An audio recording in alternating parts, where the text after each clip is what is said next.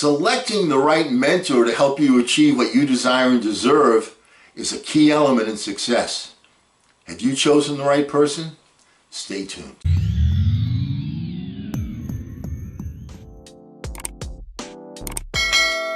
Hello again, everyone. I'm Eli's dad with Project Eli, where we educate, we lead, and we inspire. Last time we got together, we were reviewing an article by a gentleman named Michael Thompson, huge shout out, called 5 Ways to Know a Person's Advice is Worth Your Time. And what we were doing was, I was going over what the author said and then pointing out where I stood as your mentor, so to speak, and have I accomplished these particular things that he's mentioning. All right, let's quickly review the two things that we talked about last time. Number one, they've done what you want to do. All right, that was the first one. And the second one was they have a track record as a solid teacher. And I pointed out, yeah, hey, I started from scratch just like most of you are. And yeah, I was a school teacher, a basketball coach, a sales trainer, someone that developed a number of people into management in my lifetime. So yeah, I kind of feel like I've had that qualification. Let's pick up with number 3, which is they devoted considerable time to your area of interest. Once again, I'm reading from the article here. Now, someone who's reached a certain level of success doing what you want to do is the first kind of expert. Someone who may not have been as successful as the first type, but has a reputation as a great teacher, is the second. The third and final type is those who have devoted considerable time researching your areas of interest. Think of PhDs, researchers, professors, lecturers, or even mega self-taught fans on that subject. These people may not be as flashy or charismatic as some of their online counterparts, but it's clear they've dug into the details and have drawn their own unique conclusions.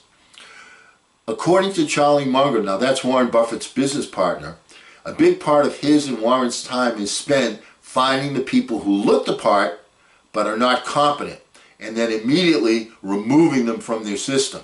Hint, hint, that's what you want to do. In short, they don't want to be surrounded by any charlatans whatsoever. This serves as a good reminder to appreciate style, but prioritize substance. All right, now I'm talking. This channel, the motivation for this channel was to be a mentor for my son Eli.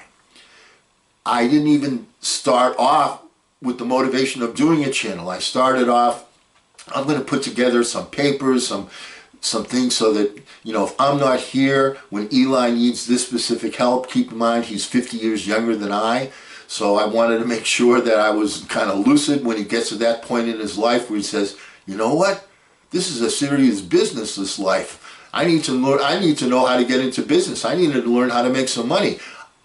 Those types of things. So I started off doing that, and in doing that, I started to research and research and research and research. Now, I started from a position of a tremendous amount of experience, but I was able to add things that I learned from my research.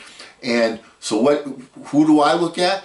Well, John Maxwell is a great writer. Simon Sinek is a great writer. And I look at everybody. Tony Robbins. I mean, all of the different people. I mean, there's like a zillion different authors that I've looked at. Napoleon Hill, of course.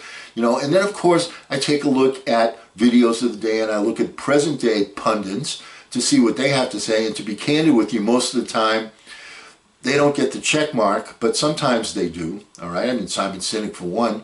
You know, but the point is, you know, I've done not only my life experience, but on top of that, a tremendous amount of time has been spent reading and researching. This isn't stuff that's just done off the cuff. All right? Does that make some sense? Fourth way you should know if this is an advisor you want to embrace. Their circumstances are not too far off from your own. How relatable to your own life is that of the advice giver? Do you share similar circumstances?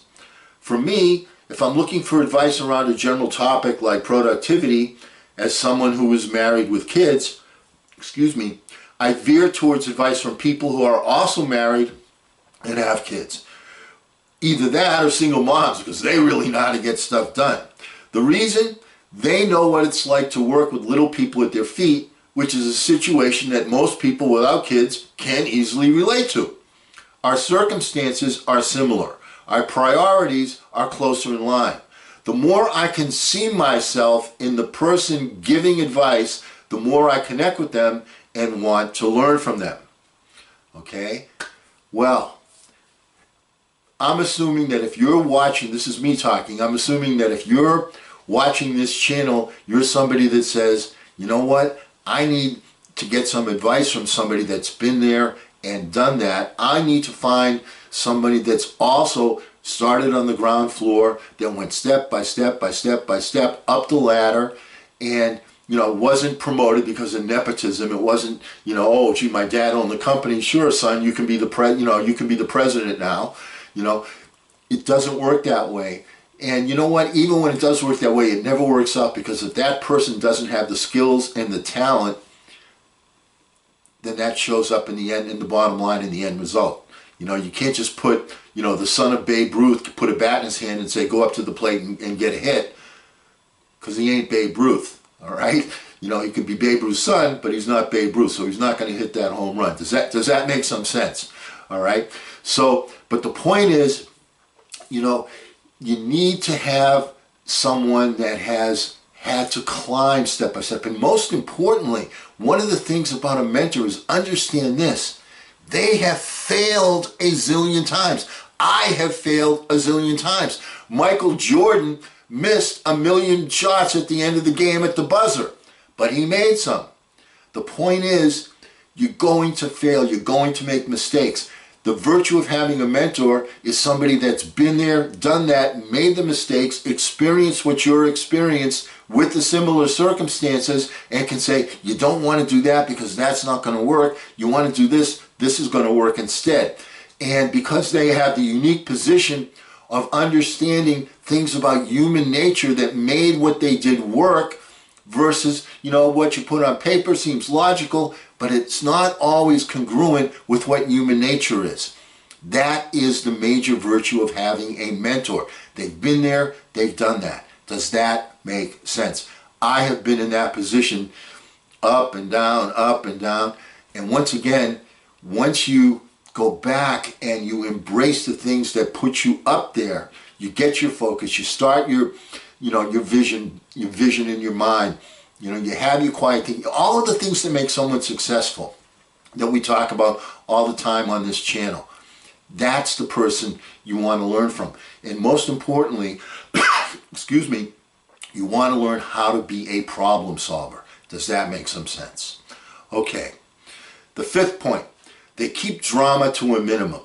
If someone needs to yell to get your attention, the odds are high that what they want to say is based primarily on their own agenda.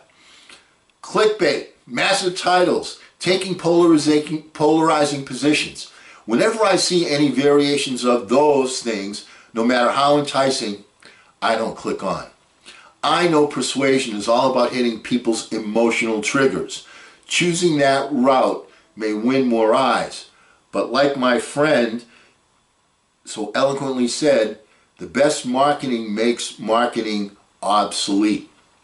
Titles are massively important in writing, but be careful of someone who consistently uses a lot of glitter. How to make better decisions from a trusted source trumps be a bulletproof decision maker and live a kick-ass life any day of the week and twice on Sunday. The latter feels salesy and makes me wonder if they're leading with power because they lack substance. Again, this is personal and it's not personal. I prefer quiet. So I just write advice on who to listen to for, I just wrote advice on who to listen to for advice. I get the irony. I'm also very into this subject as more and more people lean into their microphones. I'd love to know your thought process for who not only wins your attention, but keeps your attention. So, and I would like to hear that. Put it in the comment section below. For me, if they take any of the three types of experts and the boxes that I've already gone over, they're not far off from my own path, and keep the drama to a minimum. My ears are then open for their consideration. Show you what you've learned and why you believe what you believe, and act as you act. Those are the things you want to know about your mentor. Demonstrate how you've come to these conclusions. Drop the power position and share your story first. In fact, for my kids, that'll be the first question that I recommend them asking themselves. So, before I follow this guy, what's this person's story?